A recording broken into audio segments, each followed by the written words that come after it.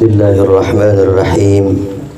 Assalamualaikum warahmatullahi wabarakatuh.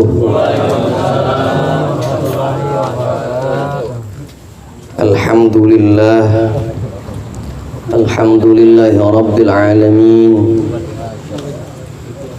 ilahul awwalin wal akhirin. Asyhadu an la ilaha illallahul malikul haqqul mubin, wa asyhadu anna sayyidana Muhammadan abduhu wa rasuluh shadiqul wa'dil amin. Allahumma salli ala sayyidina Muhammadin wa alihi at-tahirin wa ashabihi at-tayyibin wa man tabi'ahum bi ihsanin ila yaumiddin, amma ba'd. Faqad qala Allah ta'ala fi kitabihil karim wa huwa asdaqul qailin. A'udzu billahi minasy syaithanir rajim. Bismillahirrahmanirrahim. Kullu nafsin dha'iqatul maut wa nabluukum bisyarri wal khairi fitnah wa ilayna turja'un. Al-ayah. Wa qala an-nabiy sallallahu alaihi wasallam akthiru dzikra hazimil lazat ya'ni al-mauta. Sadaqallahul azim wa sadaqa rasuluhun nabiyyul habibul karim, wa nahnu ala zalika minasyahidin wasyakirin walhamdulillahi rabbil alamin. Seger ngeliat kopi keluar mah ya. Saya langsung ngerenyem ini. Andinya kopi hitam pisan ya. Apa bisa? Ceramah belum ada kopi aja kuat 2 jam, apalagi ada kopi setengah jam ya. Ashabul fadilah, hadratal mukarramin wal muhtaramin, para masyayikh, para guru, para asatiz, guru-guru kita bersama, al-karam wal muhtaram, ustadzul kiram, Ustadz Dr. Anas Haji, Ustadz Bayu Santoso, Ustadz Amil Rahmat Gemet, Ustadz Ahmad Miftah Farid, Ustadz Naim, Ustadz Sufyan Hadi, semuanya bapak-bapak hadirin wal hadirat, ibu-ibu yang di dalam yang ngedengerin, mudah-mudahan kebersamaan kita ini senantiasa kita mendapatkan sehat wal afiat, zahir dan batin, berkah semuanya, amin ya rabbal alamin. Puji syukur kepada Allah Subhanahu wa taala malam hari ini dalam rangka haul yang kedua Bapak almarhum Bapak Edi bin Bapak Sajim.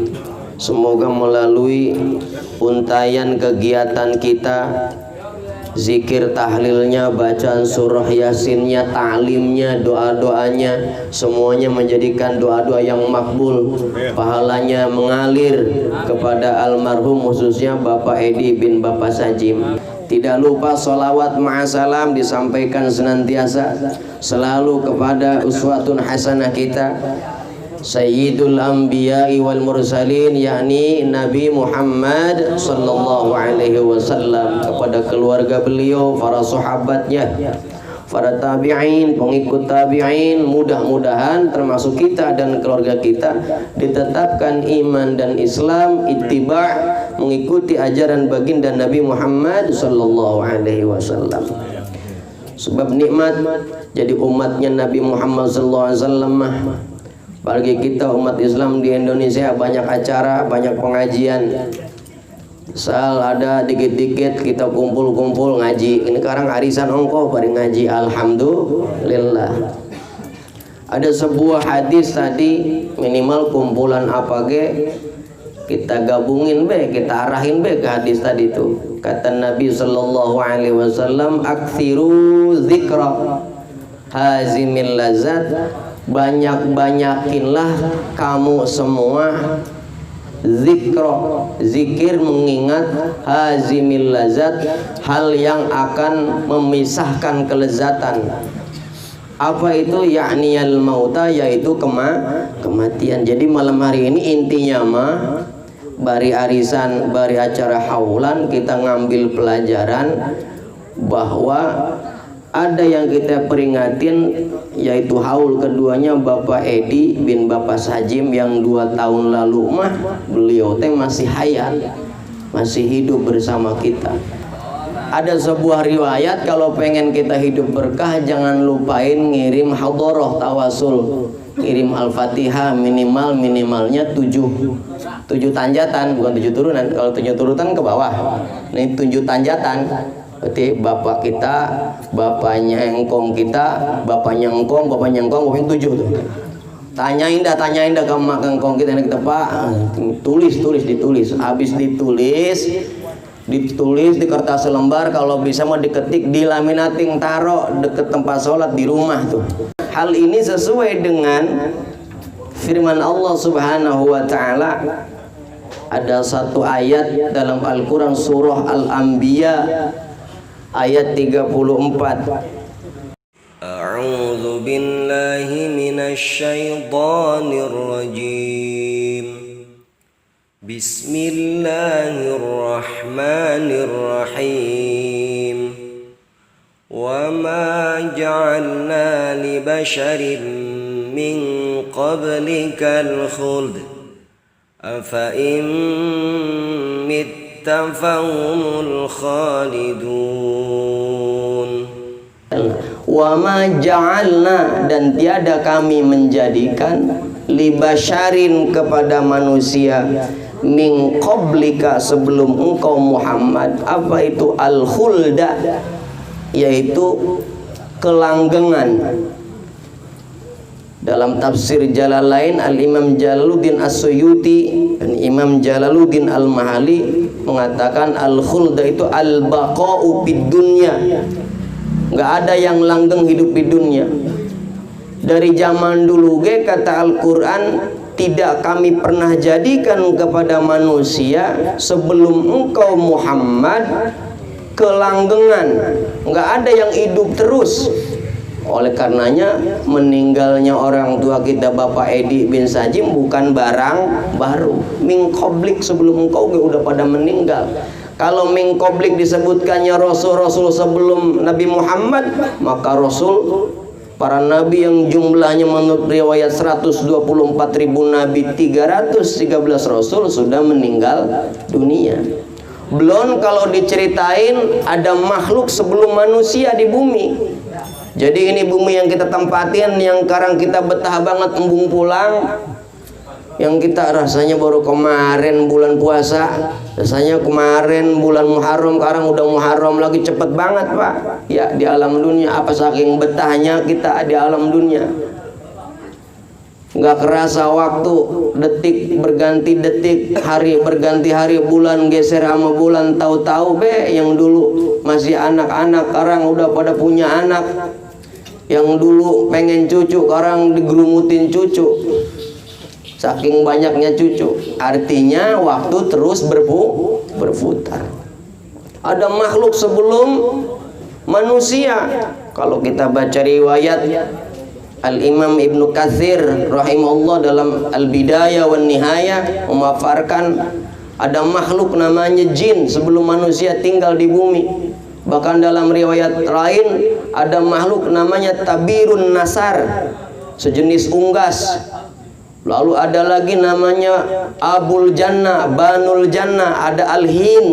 Maka wajar ketika Rasulullah SAW melaksanakan Mi'raj digambarkan bahwa manusia itu seperti nenek-nenek tapi dandanannya menor. Ada nggak nenek dandan menor sekarang? Ada nggak? Belah mana? Kali aja. Biasanya Pak Amil kalau nenek dandan menor tahu. Ada catatannya sih, saya intip pernah itu. Tenang Bil, kita bagi dua. Dunia zaman Rasul Mi'raj aja digambarkan nenek-nenek keriput pakai dandanan menor, manggil-manggil Muhammad, Muhammad, nggak nengok Nabi, nggak nengok, terus dutrun.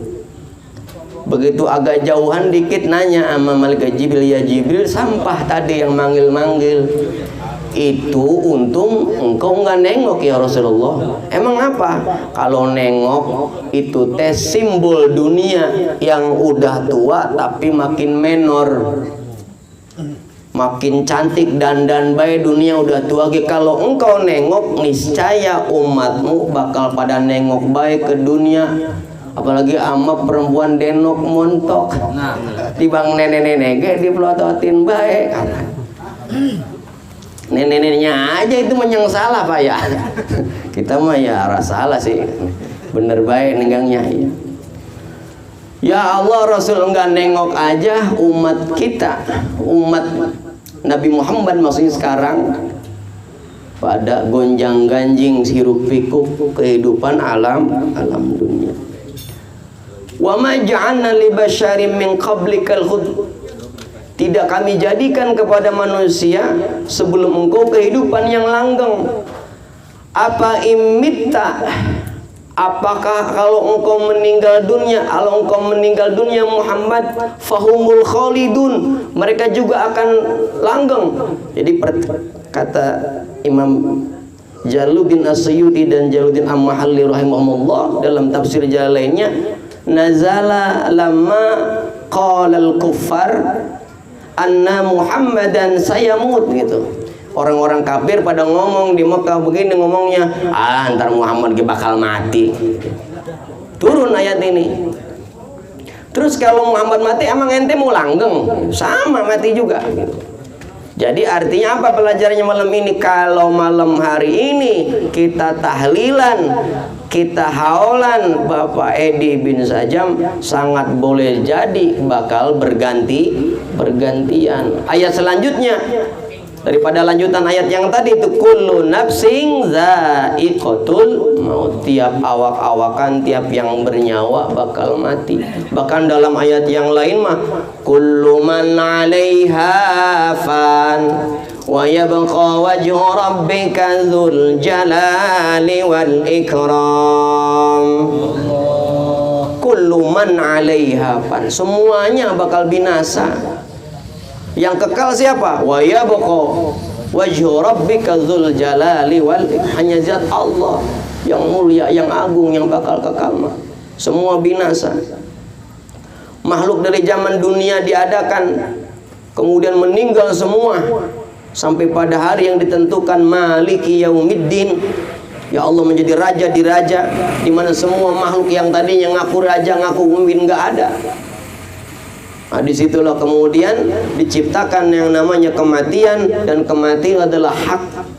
Oleh karenanya aktsaruz dzikra di sini bagaimana isti'dad kita, persiapan kita. Jadi bukan persiapan ntar haulan kita ngisi arisan, bukan nyiapin arisannya doang, bukan maksudnya. Wa nabluukum bi khairi wa nabluukum bisyarri wal khairi fitnah.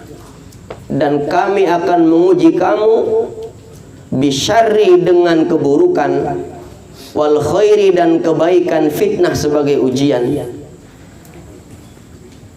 Sayyidina Ibnu Abbas radhiyallahu an dikutip oleh Imam At-Tabrani dalam tafsirnya, di dalam menafsirkan kalimat wa nabluukum bisyarri wal khairi, yaqulu Ibnu Abbas berkata, nabtalikum bisyiddati warrakha, kami akan menguji kamu semua bisyiddati warrakha, dengan kesengsaraan diuji kita, dengan kemakmuran. Jadi ujian teh kalau ada yang sengsara, belah sono ada yang makmur, belah sini sehat, belah sono ada yang sakit, belah sono giliran kaya, di kita giliran fakir, dan seterusnya. Itu ujian. Jadi bila mana kita melihat ada orang yang lagi senang, kita lagi susah, jangan salah, bukan kita doang yang diuji, yang senang dia sedang diuji. Di mindset kita, oh kita lagi diuji, lagi susah. Padahal mah yang senang ge, yang punya ge sedang diuji. Dia mah enak, sehat, baik, saya mah sakit ini, lagi diuji. Nah, yang sehat juga lagi diuji. Nabtalikum bisihati wassaqam. Ada yang sehat, ada yang sakit. Apa hebatnya orang yang sakit diuji? Ya tentu saja banyak fadilah. Di antara fadilahnya umpamanya, ketika orang jauh daripada kesabaran, Allah akan turunkan sakit kepada orang itu. Hikmah diantaranya agar tumbuh di dalam hati orang itu, tumbuh kesabaran. Pahalanya luar biasa. Ada satu riwayat dalam sebuah hadis, Ibnu Abbas menceritakan, ada seorang perempuan hitam tinggi, punya penyakit epilepsi. Apa ya epilepsi? Ayan, penyakit ayan. Bukan ayan goreng. Ada nggak ayan goreng di situ? Saya lihat tadi ayan rendang sih. Penyakit ayan. Datang ngadep kepada Rasulullah SAW. Ya Rasulullah, doain saya. Ngapa? Pengen didoain apa? Saya punya penyakit ayan ya Rasulullah. Itu sih namanya Ummu Jufar namanya. Orangnya tinggi, perempuan hitam, punya penyakit ayan. Kalau ayan gimana? Celeng, kelepok. Kita kalau lagi ditagih leasing, kelepok datang celengnya ayan. Kalau leasing pulang datang ngopi baik. Itu namanya ayan dadakan. Emang tahu doang dadakan. Tahu bulat digoreng, ayan dadakan. Kalau ditagih eling, kalau ngutang eling ditagih edan. Si Ummu Jufar ngadu, ya Rasulullah saya punya penyakit ayan. Dan kalau lagi ayan, auratnya tersingkap. Namanya orang celeng, Pak. Auratnya tersingkap. Apa kata Nabi? Sesungguhnya kalau engkau berkenan dengan penyakit ayanmu, engkau mendapatkan surga. Tapi kalau engkau memang berkenan, aku mendoakan biar engkau sembuh, aku akan doakan. Engkau milih mana? Udah biarin ya Rasulullah, jangan didoain sembuh, saya pengen surga. Pengen ayan itu. Ayan aja dah saya Rasulullah. Tapi ya Rasulullah doain atuh jangan sampai aurat saya kelihatan sama orang lain, malu. Iya, didoain sama Rasulullah. Ummu Jufar kalau lagi celengnya datang nggak kelihatan auratnya. Tadianya mah asal kegelepokan, orang-orang pada ngiat. Ummu Jufar. Jadi sakitnya seseorang itu mendekatkan diri kepada Allah Subhanahu wa taala. Inna idzamal jajai ma'a idzamil balai, kata Nabi. Sesungguhnya besarnya sebuah pembalasan, ganjaran itu sesuai dengan besarnya ujian. Ada orang ya Allah ya, kita kadang-kadang barangkali dari keluarga kita sakit, menaun, ambil di tempat tidur, buang air kayak. Apa syaratnya? Syaratnya apabila ridho, maka Allah ridho. Apabila kita uring-uringan, Allah murka. Jadi syaratnya itu kalau kita lagi sakit pengen mendapatkan kebaikan bahkan surganya Allah, ya kudu ridho hatta sampai meninggal dunia. Hatta sampai meninggal. Ada dosa yang nggak bisa dihapus hanya dengan istighfar. Allah turunkan rahmatnya melalui sakit. Itu wasilah sakit. Itu besarnya ujian. Innallaha idza ahabba qauman idza ahabba qaumin, maka kalau Allah cinta seorang kaum, nabtaliku, Allah akan menguji, diuji kaum itu. Dalam ayat lain malah Innallaha idza ahabba 'abdan razaqahu kafafan. Sungguh Allah jika mencintai seorang hamba, rizkinya dibikin pas-pasan. Sebab Allah mengerti keadaan hambanya, lebih mengerti daripada seorang ibu kepada bayinya. Mari Bapak-bapak hadirin para jamaah, apapun yang Allah berikan kepada kita, baik itu senang ataupun tidak senang, tanamkan di dalam hati kita bersama. Kita belajar semua agar kemudian kita menjadi orang-orang yang bersabar di hadapan Allah Subhanahu wa taala. Keluarga yang ditinggalkan oleh Bapak Edi bin Sajim, keluarganya termasuk saudara kita Bapak RT Dadang, Pak Ustadz Saripuddin, semuanya, anak cucu mantunya, senantiasa Allah berikan kekuatan istiqomah menjadi iktibar. Oh, kita ziarah, kita tahlilan, ingat ini teh engkong kita ya, dulu mah ada, besok kita siapa yang doain, kan gitu ya Pak ya. Sebetulnya kalau kita meninggal siapa yang doain? Ilok kita lagi di tahlilan, anak kita lagi mabar main game, nauzubillahi min zalik. Jangan. Oleh karenanya sedikit waktu pun gak masalah. Ayo be, contohin putra putri kita, gebrak-gebrak anak-anak kita biar pada ngaji, biar pada baca Al-Quran. Sebab itu yang bakalan sampai menolong doa-doa, menolong keadaan kita nanti di alam barzah. Di alam barzah itu Pak, bagi orang yang beriman mah kayak orang sholat sunnah 2 rakaat, kata para ulama gitu.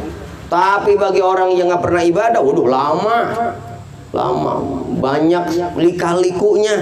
Tapi bagi orang yang beriman, insya Allah seperti sholat sunnah 2 rakaat. Lama-lamanya berapa waktu sih 2 rakaat? Mudah-mudahan kita semua yang hadir di sini tergolong kepada orang-orang yang mudah ketika sakaratul maut, husnul khotimah, dimudahkan menghadapi pertanyaan-pertanyaan huru-hara di alam barzah, mendapatkan rahmat dan maghfirahnya Allah Subhanahu wa taala.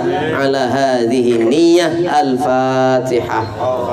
A'udzu billahi minasyaitonir rajim. Bismillahirrahmanirrahim. Alhamdulillahi rabbil alamin, arrahmanir rahim, maliki yaumiddin.